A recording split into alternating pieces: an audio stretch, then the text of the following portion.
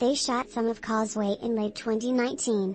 Then, because of the pandemic, production stopped. They weren't able to shoot the rest until late 2021. A lot happened in those 2 years. Lawrence got married. She slowed down. Without the set schedules of big franchises, a structure that had always made her feel safe, she had the space to ask herself, who am I? What do I want to do? By the time they resumed shooting, Lawrence was pregnant, and the more subterranean thing about Lynsey had come into focus. Her untenable home, her inability to commit to one thing or another because of these internal injuries that are completely invisible but huge. I think I connected with that at that specific time in my life, she said.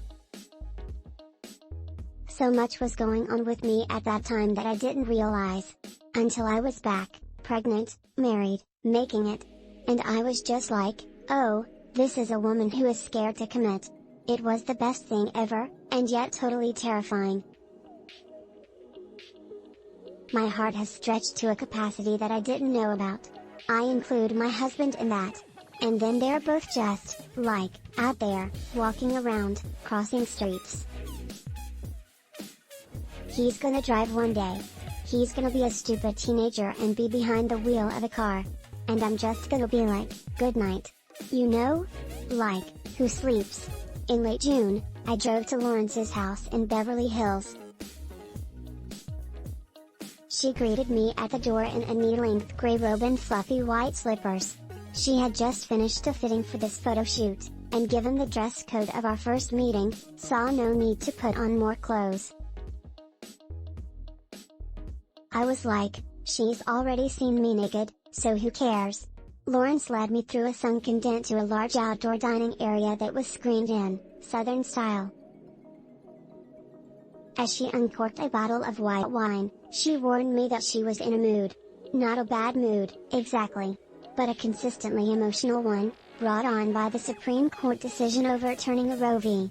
Wade a few days earlier. Much of her disappointment was directed at certain relatives back in Louisville, Kentucky, where she'd grown up, including her father. The 2016 election had torn open a rift in her family.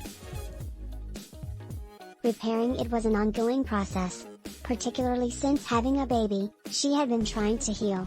She even discussed with her therapist the recurring nightmares she has about Tucker Carlson. I just worked so hard in the last 5 years to forgive my dad and my family and try to understand, it's different. The information they are getting is different.